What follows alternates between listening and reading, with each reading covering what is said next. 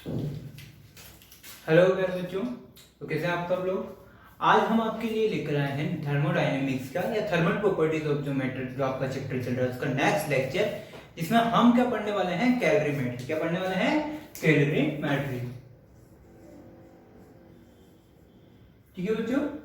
अब कैलोरीमेट्री में क्या होगा बच्चों, इससे प्रीवियस लेक्चर की थोड़ी सी बात कर लेते हैं। इससे प्रीवियस लेक्चर में हमने क्या क्या देखा है।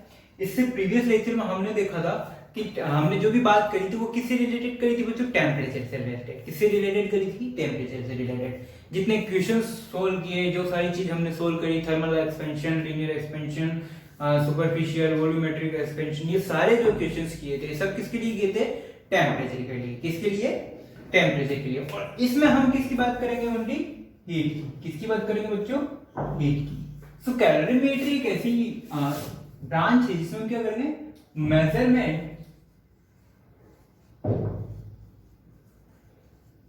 Measurement of heat. क्या करेंगे बच्चों? Measurement of heat. हीट का मेजरमेंट करना में सीखने वाले हैं। अब बच्चों इस वाले टॉपिक में, कैलोरीमेट्री में काफी चीजें आप पढ़ने वाले हैं, जैसे हीट का इंट्रोडक्शन, ठीक है, स्पेसिफिक हीट कैपेसिटी, फिर हम पढ़ने वाले हैं इसमें जैसे मिक्सचर लो, ठीक है। और काफी सारी चीजें हम यहाँ पे पढ़ने वाले हैं, फेज ऑफ स्टेट्स या चेंज ऑफ स्टेट्स, इस तरीके से सारे टॉपिक हम इसमें पढ़ने वाले हैं। आज के लेक्चर में हम क्या क्लियर करेंगे? आज के लेक्चर में हम हीट और स्पेसिफिक हीट या स्पेसिफिक हीट कैपेसिटी हम आज के लेक्चर में कवर करेंगे। तो आज हम सिर्फ ये दो टॉपिक के बारे में ही बात करेंगे, हीट और स्पेसिफिक हीट। ठीक है बच्चों, आज के टॉपिक को स्टार्ट करते हैं, शुरू किया जाए आज का टॉपिक बिना किसी बकवास के। तो बच्चों मैंने आपको हीट के बारे में इंट्रोडक्शन दिया हुआ है। कहां दिया था? इस लेक्चर के इस जो पूरा चैप्टर है इसके फर्स्ट लेक्चर में मैंने आपको, फर्स्ट वीडियो में मैंने आपको हीट के बारे में बताया है। हीट क्या है? एक मैकेनिकल एनर्जी। हीट क्या है? एक मैकेनिकल एनर्जी। अब बच्चों यहां थोड़ा सा हीट को और इलैबोरेट करते हैं। हीट का मीनिंग क्या है? वैसे बेसिकली बच्चों हीट क्या होती है? हीट जो है रिक्वायर्ड एनर्जी। हीट क्या है? रिक्वायर्ड एनर्जी टू इंक्रीज या ऐसा बोले तो और बेटर रहेगा, to change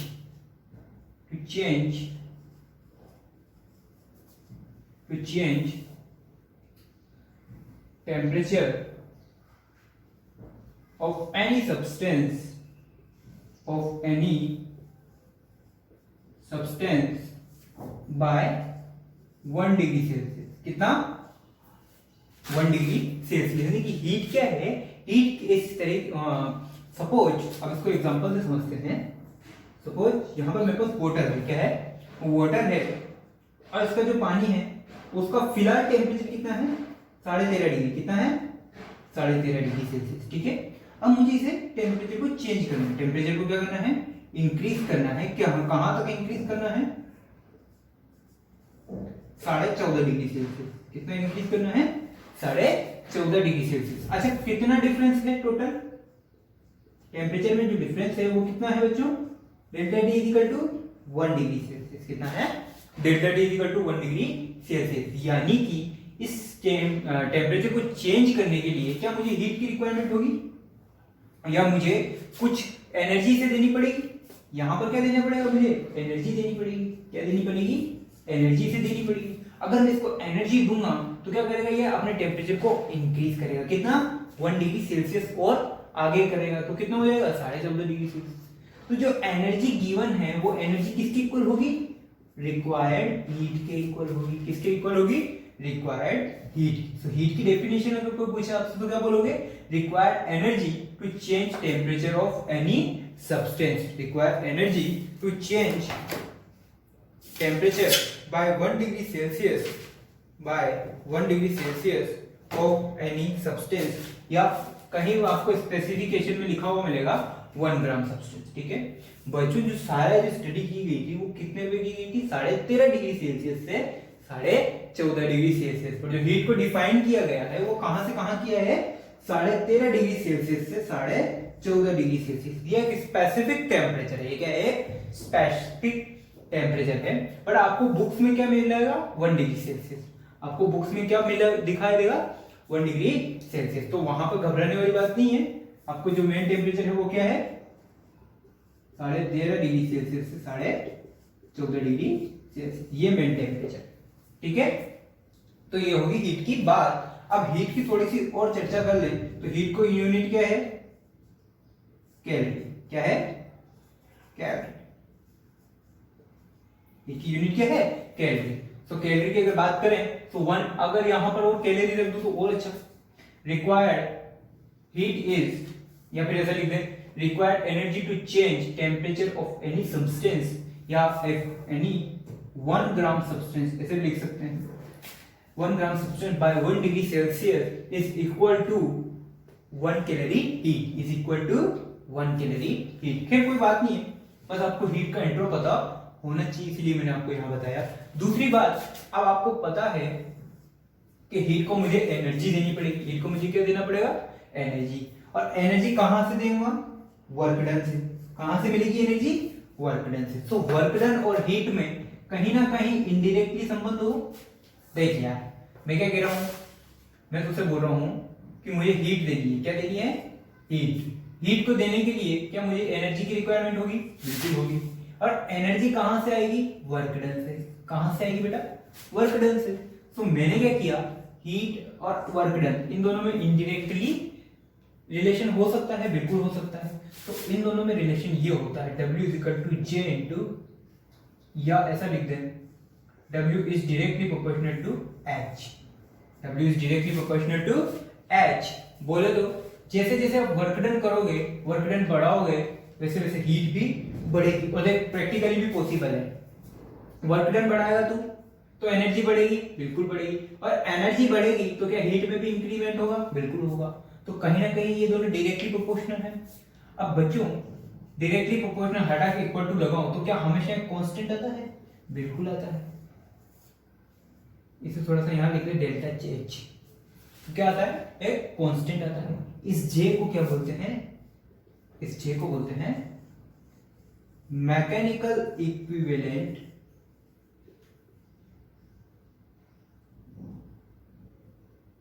mechanical equivalent of heat. इसी J को क्या बोलते हैं, मैकेनिकल इक्विवेलेंट ऑफ हीट। और 1 जूल, या इसको और ऐसे लिखूं, 1 calorie is equal to 4.18 joule, या लगभग बराबर इसे मान सकते हैं 4.20 जूल। 1 कैलोरी बराबर कितना होता है, 4.18 जूल या 4.20 जूल। इसे हम लगभग मान लेते हैं इस क्वेश्चन को सोल्व करने के लिए। ठीक है बच्चों, तो ये क्या है आपके, ये आया है वर्क डन और हीट में रिलेशन। वर्क डन और हीट में क्या रिलेशन होता है, W is directly proportional to heat. यानी कि जितना ज्यादा आप वर्क डन करोगे, जितना ज्यादा आप वर्क डन करोगे, उतनी ही ज्यादा आपके हीट आएगी। जितना ज्यादा वर्क डन करोगे हीट में, उतना ही ज्यादा इंक्रीमेंट आएगा। जितना ज्यादा वर्क डन करोगे हीट में, उतना ही ज्यादा इंक्रीमेंट आएगा। नेक्स्ट टॉपिक है हमारा स्पेसिफिक हीट। नेक्स्ट टॉपिक क्या है, स्पेसिफिक हीट। इससे रिलेटेड काफी क्वेश्चंस होते हैं, वो क्वेश्चंस भी हम अभी करने वाले हैं। ठीक है, तो चलो बच्चों, अब थोड़ा सा स्पेसिफिक हीट और हीट कैपेसिटी के बारे में बात करते हैं। उसके बाद फिर मैं आपको इससे रिलेटेड क्वेश्चंस भी करवाएंगे, और वो लास्ट होगा हमारे लेक्चर का। ठीक है, तो यहां तक कॉपी करो बच्चों।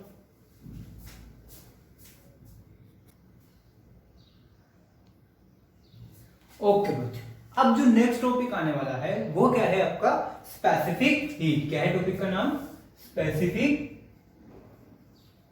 हीट। क्या है बच्चों, स्पेसिफिक हीट। स्पेसिफिक हीट मतलब हर एक मैटर के लिए, हर एक सब्सटेंस के लिए एक स्पेशल हीट होती है। हर एक मैटर, हर एक सब्सटेंस के लिए क्या होगी, एक स्पेशल हीट होगी, या स्पेसिफिक हीट होगी। अब वो स्पेसिफिक हीट क्या होती है, सुना आपको। अभी मैं क्या लिखता हूं बच्चों, हीट को यहाँ पे पहले डेल्टा H लिखा था, कहीं उसमें आपको डेल्टा Q भी लिखा हुआ मिलेगा। कहां पे क्या मिलेगा, डेल्टा Q। अच्छा, डेल्टा Q टेम्परेचर पे डिपेंड करेगा। किस पे डिपेंड करेगा? टेम्परेचर पे। करेगा नहीं करेगा? बिल्कुल करेगा। कि सर जितना ज्यादा टेम्परेचर दोगे उतनी ज्यादा हीट बढ़ेगी, और जितना कम टेम्परेचर करोगे उतनी हीट भी कम होगी। नॉर्मल सिंपल सा रूल है यार, ठीक है। दूसरी चीज क्या, जो ये गिवन हीट है या टेकन हीट है या जो हीट है, ये क्या मास पर भी डिपेंड करेगी? मुझे बताओ, उस सब्सटेंस, जिस सब्सटेंस पर आप हीट अप्लाई कर रहे हो, क्या उस पर के मास पर भी डिपेंड करेगी क्या? बिल्कुल करेगी। अगर मान लो 100 ग्राम ऑफ वाटर, इसको बॉईल करना है, और 500 ग्राम ऑफ वाटर इसको बॉईल करना है, बताओ कहां हीट ज्यादा लगेगी? सर इसमें हीट कहां ज्यादा लगेगी और इसमें हीट कम लगेगी। बोले तो सर डेल्टा Q1 कम होगा और डेल्टा Q2 ज्यादा होगा। कैसे पता चला? भाई लिया भी मैंने वाटर ही है, ठीक है, टेम्परेचर भी सेम था दोनों का जो स्टार्टिंग का टेम्परेचर था वो 27 डिग्री सेल्सियस था, इसका भी 27 डिग्री सेल्सियस था। डिफरेंस कहाँ है? इनके मास में। ये 500 ग्राम का है और ये 100 ग्राम का है। तो फिर जो डेल्टा Q1 और डेल्टा Q2 है ये भी सेम होने चाहिए, लेकिन यहाँ तो अलग अलग। आप ही ने बोला कि सर ये डेल्टा Q1 कम होगा, ये डेल्टा Q2 ज्यादा होगा। ऐसा क्यों? क्योंकि ये हीट है ये किस पे डिपेंड करती है बच्चों? टेम्परेचर पे भी डिपेंड, सॉरी मास पर भी डिपेंड करती है। किस पर डिपेंड करती है? मास पर भी डिपेंड करती है, ठीक है। सो अब अगर मैं बात करूं, थोड़ा सा इसको लिखते हैं, तो क्या जैसे जैसे टेम्परेचर बढ़ाऊंगा क्या वैसे वैसे हीट बढ़ेगी? बिल्कुल सही बात है सर, जैसे जैसे टेम्परेचर बढ़ाऊंगा क्या वैसे वैसे हीट भी बढ़ेगी। तो अगर ऐसा है तो क्या मैं ऐसे लिख सकता हूं, सुनना बच्चों बात को, क्या मैं इसे ऐसे लिख सकता हूं, delta Q is directly proportional to delta T? क्या मैं ऐसा रिलेशन लिख सकता हूं? आप ही ने बोला कि सर जैसे जैसे टेम्परेचर बढ़ाओगे वैसे वैसे हीट बढ़ेगी, तो मैंने इसे डायरेक्टली प्रोपोर्शनल लिख दिया, मैथमेटिकल लैंग्वेज में से लिख दिया। अच्छा दूसरी बात, क्या जैसे जैसे मास ज्यादा होगा वैसे वैसे हीट भी बढ़ेगी? बिल्कुल बढ़ेगी। तो क्या मैं इसको ऐसा लिख दूं, दोनों को डायरेक्टली प्रोपोर्शनल लिख दिया सर, हो जाएगा? बिल्कुल सही। अब इन दोनों को एक साथ लिख देता हूं, तो आंसर क्या आएगा? Delta Q is directly proportional to m delta T। Delta Q is directly proportional to m delta T। अब आपको वापस से पता है कि डायरेक्टली प्रोपोर्शनल हटा के और इक्वल टू लगाऊंगा तो हमेशा क्या आएगा मेरे पास? एक कांस्टेंट आएगा और बाकी एज इट इज उतर जाएगा। तो बच्चों यहां पे क्या कांस्टेंट आया है? Small S. यहां पे क्या कांस्टेंट आया है? ये स्मॉल एस। तो स्मॉल एस क्या है? स्मॉल एस है specific heat of the substance, यानी कि वो जो सब्सटेंस की आप बात कर रहे हो उस सब्सटेंस की क्या है? ये स्पेसिफिक हीट है। उस सब्सटेंस की क्या है? Specific heat. तो अगर यहां से स्पेसिफिक हीट का फॉर्मूला निकालने को कहूं तो क्या आप ऐसे निकाल सकते हो? S is equal to delta Q upon m delta T। क्या निकाल सकते हो? बिल्कुल निकाला जा सकता है। ये क्या है? स्पेसिफिक हीट ऑफ सब्सटेंस, यानी कि जिस सब्सटेंस की आप बात कर रहे हो उसकी specific heat delta Q upon m delta T हो जाएगा। ये क्या है? ये आपकी स्पेसिफिक हीट। ये क्या है? आपकी स्पेसिफिक हीट। अगर अगला टॉपिक है स्पेसिफिक हीट कैपेसिटी। ठीक है, ठीक है, वो पढ़े। उससे पहले स्पेसिफिक हीट की डेफिनेशन। अच्छा यहां से देखो क्या होगा, अगर बच्चों मैं इस फॉर्मूला में मुझे यहां लिखना चाहिए था, इसको थोड़ा सा ऊपर लिखना वापस से, अगर इसको सोल्व करूं तो S is given by delta Q upon m delta T, ठीक है, और small s is specific heat of substance, ठीक है बच्चों। अब बात करते हैं, सुनना, आपको टेम्परेचर कितना इंक्रीज करना है? 1 डिग्री सेल्सियस। कितना इंक्रीज करना है? 1 डिग्री सेल्सियस, करेक्ट। टेम्परेचर कितना इंक्रीज करना है 1 डिग्री सेल्सियस। बोलो तो टेम्परेचर में चेंज कितना लाना है 1 डिग्री सेल्सियस। मास कितना 1 ग्राम, मास कितना 1 ग्राम, ठीक है।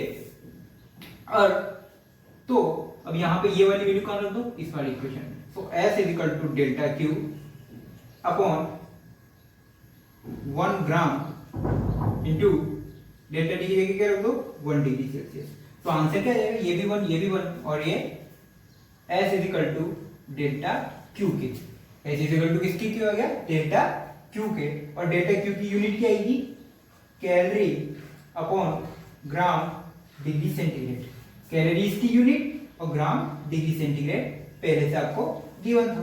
तो ये क्या है बच्चों आपके पास, ये आया है स्पेसिफिक हीट का डेफिनेशन। यहाँ से क्या है स्पेसिफिक हीट की डेफिनेशन और ये क्या है यहाँ के आपके पास यूनिट है। क्या है ये यूनिट। तो स्पेसिफिक हीट की डेफिनेशन क्या बोलोगे, स्पेसिफिक हीट, अगर कोई आपसे स्पेसिफिक हीट की डेफिनेशन पूछे तो क्या बोलोगे, specific heat is required heat in calorie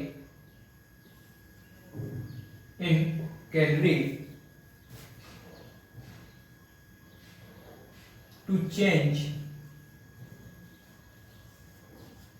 1 degree Celsius temperature of 1 gram of any substance, of 1 gram of any substance. बोले तो किसी 1 ग्राम सब्सटेंस का 1 डिग्री सेल्सियस टेम्परेचर इंक्रीज करने में जो रिक्वायर्ड हीट है वो किसके होगी, स्पेसिफिक हीट के इक्वल होगी। किसके इक्वल होगी, स्पेसिफिक हीट के। ये कहां से लाए हैं, ये सिर्फ और सिर्फ कहां से आया, फॉर्मूला से आया। ये डेफिनेशन कहां से, फॉर्मूला से आई। अगर आपको यह ऐसे नहीं रखना तो ऐसे लिख दो कि required heat to change delta T temperature of m gram m mass of any substance, यानी किसी m मास के सब्सटेंस का डेल्टा T टेम्परेचर चेंज करने में जो रिक्वायर्ड हीट डेल्टा Q है वो किसके इक्वल होगी, उसकी स्पेसिफिक हीट के इक्वल होगी। सिंपल सा फॉर्मूला। अच्छा इसकी यूनिट निकाल ली, कैलोरी ग्राम डिग्री सेंटीग्रेड। कैसे है, calorie gram degree centigrade, calorie gram degree centigrade. इसको जूल में निकालो, फिर कैसे निकालो, कन्वर्जन भी सीख लो। वैसे तो आप हर फॉर्मूला में हर क्वेश्चन में आपको अलग अलग तरीके से करना पड़ेगा। 1 कैलोरी पर ग्राम डिग्री सेंटीग्रेड, इसको कन्वर्ट करना है कैलोरी को तो जूल में। तो 1 कैलोरी इज इक्वल टू कितना जूल, 4.2 जूल। कितना जूल भाई, 4.2 जूल। ये तो ये ऊपर का काम हो गया, खत्म, 4.2 जूल। अच्छा 1 gram is equal to 10⁻³ kilogram. 10⁻³ kilogram तो नहीं बोलूंगा, ये लिखूं कि ऊपर वाला लिखूं, ये लिखो या ये लिखूं, ऊपर वाला, ठीक है, ठीक है ना। 10⁻³ kilogram.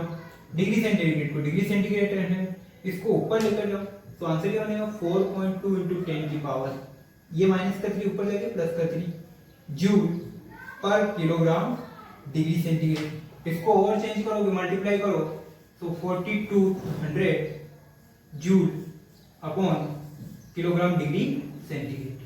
So 1 calorie upon gram degree centigrade is equal to 1 calorie upon gram degree centigrade is equal to 4200 joule पर किलोग्राम डिग्री सेंटीग्रेड। वैसे तो ये आपको रटने की जरूरत नहीं है, ये आपको सोल्व करना आना चाहिए। हर एक क्वेश्चन में आप इसको सोल्व कर सकते हो बच्चों, हर एक क्वेश्चन में आप इसको सोल्व कर सकते हो। ये है आपकी स्पेसिफिक हीट, ये क्या है आपके specific heat. Next we are going to discuss about specific heat capacity या ओनली हीट कैपेसिटी भी आप उसको बोलते हो।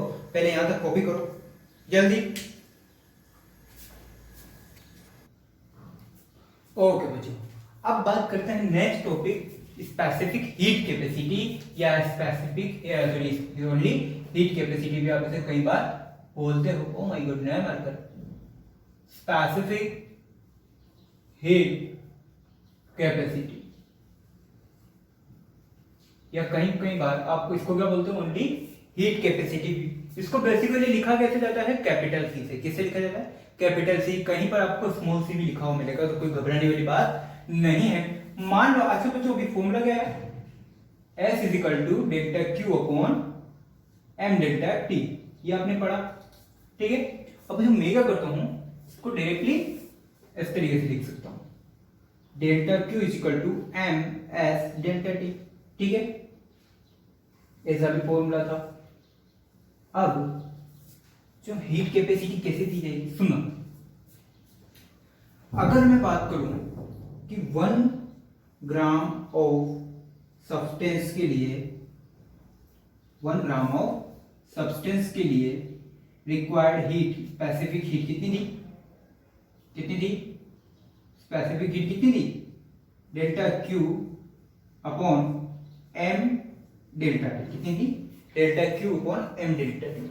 अगर मैं बात करूं एम ग्राम मास के लिए, एम ग्राम के लिए स्पेसिफिक हीट कितनी, तो एम से मल्टीप्लाई कर दो, तो M into S is equal to delta Q upon delta T, M into S is equal to delta Q upon delta T. कुल मिलाकर मैंने क्या किया, इस एम को इधर मल्टीप्लाई करते हैं, डायरेक्टली बोलूं तो मैंने क्या किया, इस एम को इधर मल्टीप्लाई किया। So specific heat capacity C is given by M into S is equal to delta Q upon delta T, यानी कि m और s का जो प्रोडक्ट है वो क्या देगा, हीट कैपेसिटी क्या देगा। अच्छा, स्पेसिफिक हीट किसके लिए, 1 ग्राम के लिए। सो अगर m ग्राम के लिए बात करूं तो m इंटू एस, सुना बात को, 1 किलोग्राम के लिए स्पेसिफिक हीट 4.2 समथिंग कुछ, सो m ग्राम के लिए कितनी आएगी, m इंटू 4.2, m इंटू क्या लिखोगे 4.2, वही चाहिए। मैंने क्या किया, ये स्पेसिफिक हीट जो निकाली थी वो किसके लिए निकाली, 1 ग्राम के लिए, किसके लिए निकाली थी, 1 ग्राम के लिए। अगर मेरे को m ग्राम के लिए चाहिए तो क्या आ जाएगा, हीट कैपेसिटी, क्या आ जाएगी, हीट कैपेसिटी। अगर 1 ग्राम की बात करूं तो किसकी बात कर रहा हूं, ओनली स्पेसिफिक हीट की, लेकिन अगर m ग्राम की बात करूंगा तो किसकी बात करूंगा, स्पेसिफिक हीट कैपेसिटी की, किसकी बात करूंगा, स्पेसिफिक हीट कैपेसिटी। तो specific heat capacity is given bye C is equal to m into s, बोले तो delta Q upon delta T.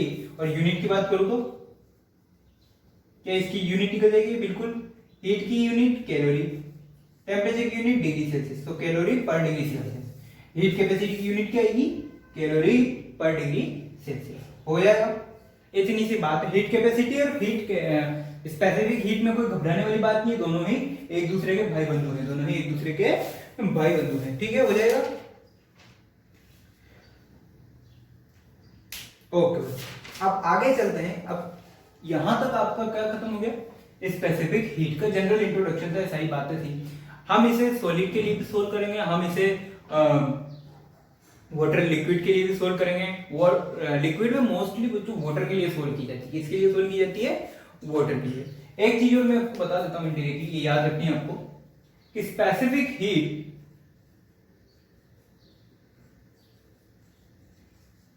For ice, ये आपको कभी भी आपको इस तरीके का क्वेश्चन आएगा तो आइस और स्टीम के लिए स्पेसिफिक हीट गिवन नहीं होगी, आपको आनी चाहिए S ice is equal to half, और जो स्टीम है उसके लिए भी सेम।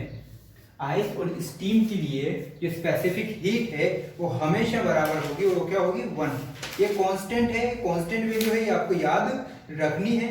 इसमें किसी कोई भी आदमी कुछ भी नहीं कर सकता है, कोई भी कुछ भी नहीं कर सकता है। तो आपको याद रखनी है क्या होगी, स्पेसिफिक हीट 1 किसके लिए, स्टीम और आइस के लिए। यूनिट लगा लो, अरे यार कहां गई, यूनिट लगा लो, मैं इसको ऐसे लिख देता हूं,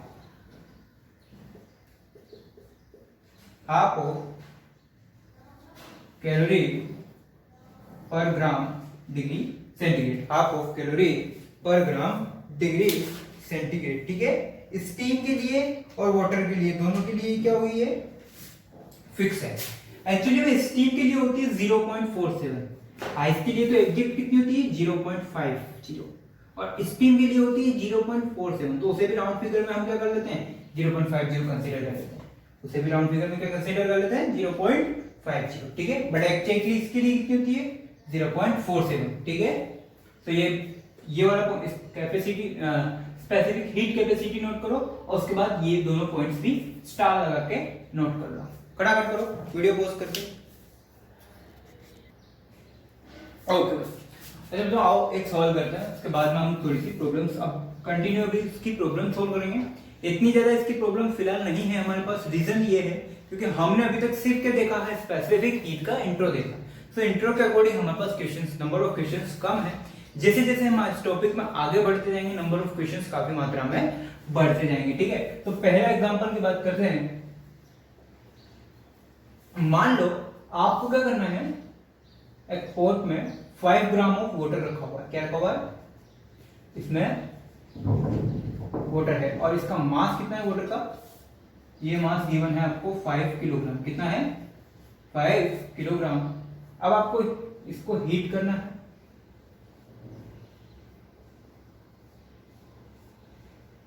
अब आपको इसको हीट करना है और फिलहाल जो वाटर था ये था मान लो रूम टेम्परेचर, या जो स्टार्टिंग में इसका T1 टेम्परेचर था वो था 20 डिग्री सेल्सियस।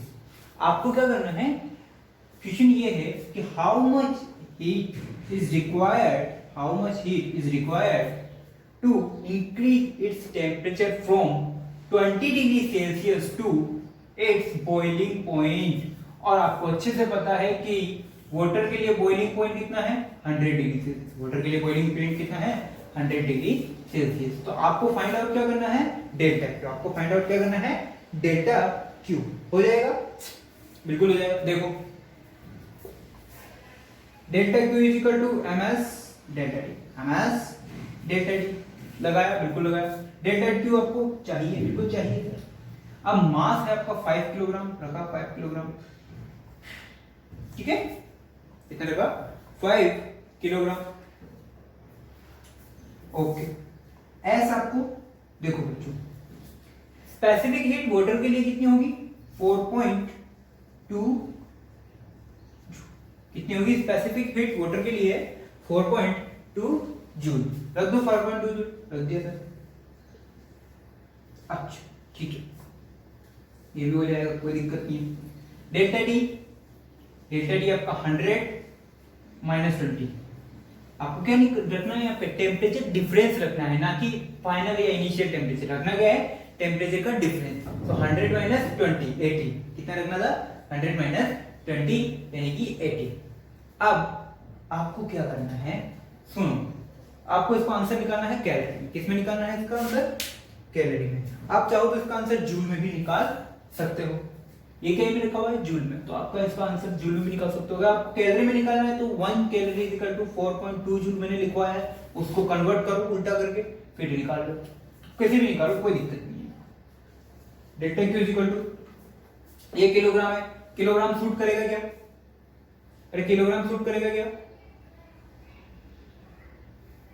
क्या किलोग्राम सूट करेगा, बिल्कुल नहीं करेगा। तो मैंने इसको कन्वर्ट करके क्या लिख दिया, 1000 ग्राम भी कर दिया।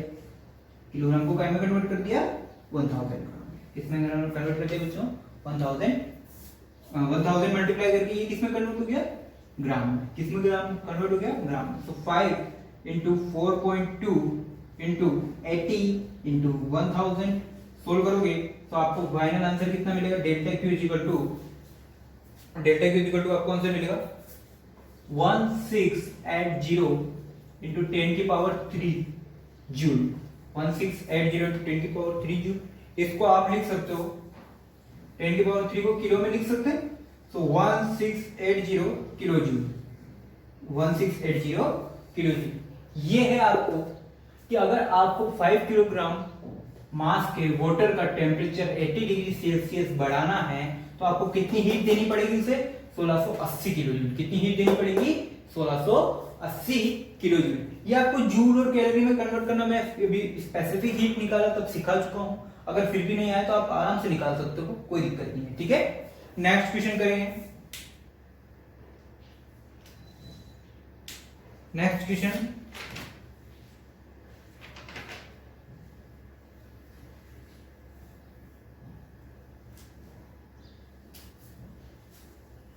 नेक्स्ट क्वेश्चन क्या है बच्चों, अब थोड़ा सा मैकेनिकल इक्विवेलेंट पे बेस्ड क्वेश्चन है कि how much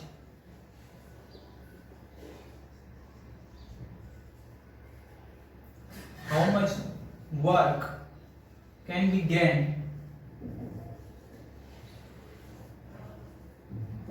by supplying of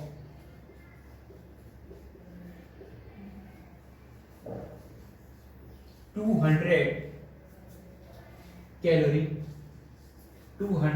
of heat. ये थोड़ा सा यूनिक क्वेश्चन है, ये थोड़ा सा यूनिक क्वेश्चन। उसने क्या कहा कि आपको 2 कैलोरी हीट देनी है। क्या देनी है? किसी ऑब्जेक्ट को, किसी सब्सटेंस को कितनी देनी है? 2 कैलोरी, सॉरी 200 कैलोरी हीट देनी। कितनी देनी है?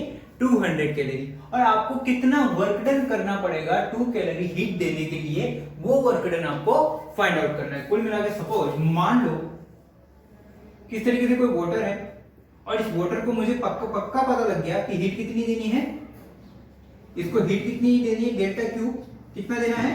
200 कैलोरी। कितना देना बच्चों? 200 कैलोरी। तो वो कह रहा है कि 200 कैलोरी आप जो डेल्टा क्यू से देने वाले हो, उस 200 कैलोरी को देने में आपको वर्क डन कितना करना पड़ेगा वो बताओ मुझे।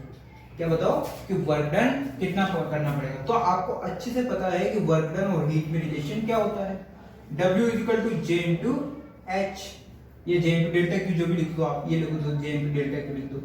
क्या आपको डेल्टा क्यू दिया है? 200 कैलोरी दिया हुआ है ना सर, 200 कैलोरी। J आपको पता है, बिल्कुल पता है, कितना है? 4.2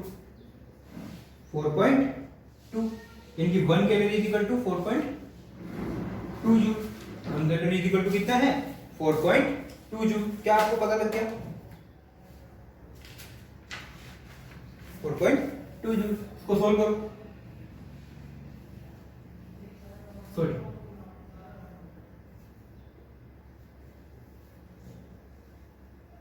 कितना है ये? 8400 जूल। कितना करना पड़ेगा आपको? 8400 जूल। ओ सॉरी, ये गलती मिस्टेक अच्छा 840 जूल आपको वर्क डन करना पड़ेगा। कितना वर्क डन करना पड़ेगा आपको? 840 जूल। कितना वर्क डन करना पड़ेगा? 840 जूल। कॉपी करो। अच्छा नेक्स्ट क्वेश्चन थोड़ा सा मजेदार है। नेक्स्ट क्वेश्चन थोड़ा सा मजेदार है। कैसे? देखना, बात को समझना। पहले एक हैमर है जिसका वेट है या जिसका मास है 1 किलोग्राम। कितना है हैमर का मास? 1 किलोग्राम। और यहाँ पर ये हैमर भी आयरन का है और नेल भी कितनी काय की है? आयरन की।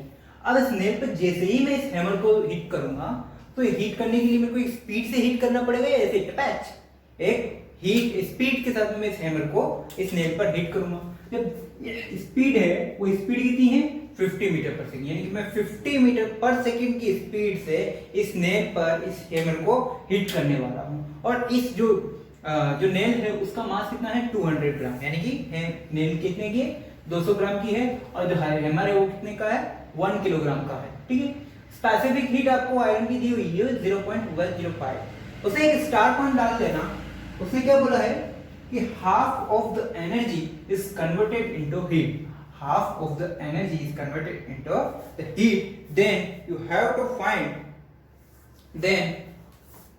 how much rise in temperature. Indirectly वो आपसे क्या पूछना चाहता है? डेल्टा टी, यानी कि टेम्परेचर में चेंज कितना हुआ वो आपको फाइंड आउट करना है। ठीक है।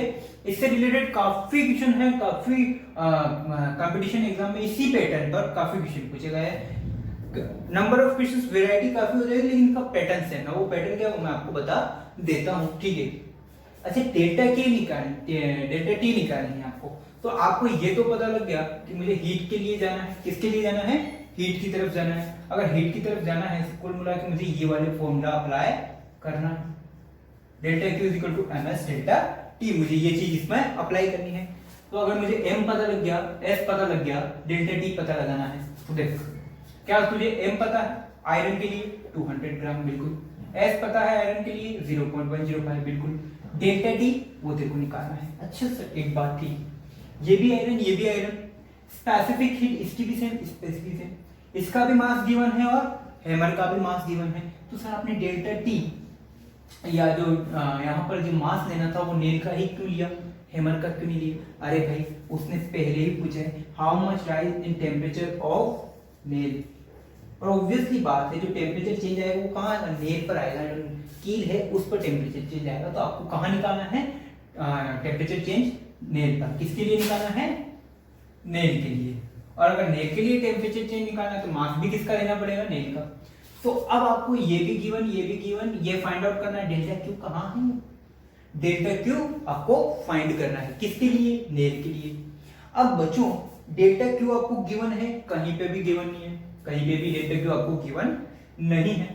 तो डेल्टा क्यू नहीं गिवन है, लेकिन उसके लिए आपको एक लाइन दी हुई है, क्या, half of the energy is converted into heat, half of the energy is converted into heat, यानी कि आधी एनर्जी कहाँ काय में कन्वर्ट होगी, हीट में कन्वर्ट होगी, आधी एनर्जी काय में कन्वर्ट होगी, हीट में। और हैमर की जो एनर्जी है, अब वो जो हैमर जो है वो कंटिन्यूअसली मोशन में है, हैमर क्या है, कंटिन्यूअसली मोशन में। अब वो जो एनर्जी, एनर्जी जो है हैमर की एनर्जी, एनर्जी अब बात करते हैं थोड़ा सा deeply, energy of hammer is equal to work done, energy of hammer is, या फिर ऐसा बोलता हूं मैं, ऐसे लिखो, एनर्जी ऑफ हैमर ये किसकी इक्वल होगा, इसकी काइनेटिक एनर्जी, किसकी, हैमर की काइनेटिक एनर्जी, किसकी, हैमर की काइनेटिक एनर्जी। और हैमर की काइनेटिक एनर्जी किसे दी जाएगी, हाफ mv स्क्वायर से। और तो काइनेटिक एनर्जी ऑफ हैमर देख ले कहां से कहां पहुंच गया है तो, काइनेटिक एनर्जी ऑफ हैमर, और ये किससे गिवन है, हाफ ऑफ mv स्क्वायर। क्या यहां से काइनेटिक एनर्जी ऑफ हैमर निकल जाएगा, बिल्कुल निकल जाएगा। दूसरी बात, क्या आपको, अगर आप सुन बात को, डेल्टा क्यू, डेल्टा क्यू और अच्छा चल ठीक है फिलहाल यहां बात करें, ये क्या है, काइनेटिक एनर्जी, क्या यही एनर्जी, क्या इसी एनर्जी के साथ जो हैमर है वो कील पर अप्लाई कर रहा है, बिल्कुल है। क्या वर्क एनर्जी थ्योरम से जो वर्क डन है, जो वर्क डन है, क्या वो भी इसी के इक्वल है, बिल्कुल है। अब वो क्या कह रहा है, वो ये कह रहा है कि जो एनर्जी है, half of the energy, half of the energy is converted into heat, यानी कि इस एनर्जी का हाफ किस में कन्वर्ट हो जाएगा, हीट में। सो अगर मैं इसको ऐसा लिख दूं, E half of the E, energy का हाफ किस में कन्वर्ट हो रहा है, आपके डेल्टा क्यू में, किस में कन्वर्ट हो रहा है, डेल्टा क्यू में। Half of the energy, energy किसके इक्वल है, हाफ mv स्क्वायर के, किसके कन्वर्ट है, या एनर्जी और वर्क आपस में इक्वल है, तो मैं इसे ऐसा भी लिख दूं तो कोई बुराई वाली बात, लिख दूं हाफ ऑफ डेल्टा क्यू। और वर्क डन और हीट में क्या रिलेशन है, W equal to J into delta Q, W equal to J into delta Q. अब ठीक लग रहा है, ठीक लग रहा है। W की जगह क्या पुट कर दो, हाफ mv स्क्वायर, तो फॉर्मूला क्या बन जाएगा, हाफ W की जगह पुट करो half mv square, half mv square. ये वाला हाफ क्या है, यहां से half of the energy converted, और ये half mv square kinetic energy का formula, is equal to J into delta Q, J into delta Q. अब डेल्टा क्यू की जगह मैं क्या पुट कर देता हूं, ms डेल्टा टी, भाई फाइनल वही आ जाता हूं ना जो मुझे फाइंड करना है, डेल्टा ms डेल्टा टी, ठीक है। अब इसको और सोल्व आउट करें तो 1/4 m v square is equal to ms delta T multiply by j, m से m कट, आपको क्या फाइंड करना है, डेल्टा टी। j आपको पता है 4.2, j आपको कितना रखना है, 4.2। इसका मास आपको रखने की जरूरत, अरे ये मास अलग है और ये मास अलग है, इसको कैपिटल M मानो, इसको भी कैपिटल M, यहां थोड़ी सी लोचा हो गया।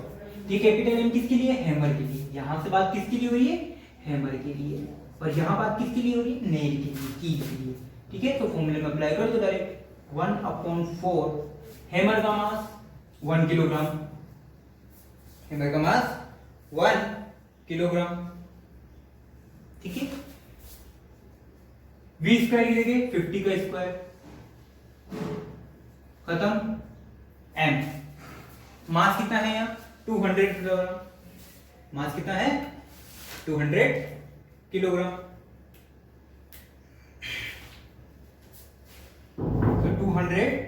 तो 200 ग्राम है, इसको किलोग्राम में कन्वर्ट करने के लिए 10 की पावर -3 से मल्टीप्लाई कर देता हूँ, किलोग्राम में आ गया। दूसरी बात, स्पेसिफिक हीट कितनी है, या इसे भी मैं ऐसा करता हूँ ग्राम में कन्वर्ट करता हूँ, बात तो एक ही पड़ेगी, कोई दिक्कत नहीं। तो बच्चों ये 1 किलोग्राम है ना, इसको 10 की पावर 3 ग्राम कर लो, यहां से ग्राम कट हो जाएगा।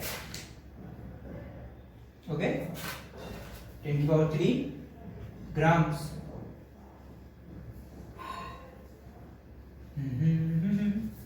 नहीं, इसको 1 ही रहने दो, इसको भी 200 ही रहने दो, कोई कन्वर्जन की कोई जरूरत नहीं है यहाँ पे। 200 इंटू स्पेसिफिक हीट कितनी है बच्चों? 0.105। स्पेसिफिक हीट कितनी है? 0.105। ठीक है, डेल्टा टी आपको फाइंड करना है और जूल है, जूल जे की जगह कितना रखना है? 4.2।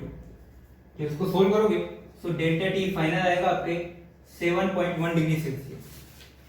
डेल्टा टी कितना है? 7.1 डिग्री सेल्सियस। तो ये आया टेम्परेचर में चेंज। ये क्या आया? टेम्परेचर में चेंज, कील के टेम्परेचर में, लेंथ के टेम्परेचर में चेंज। कितना आया?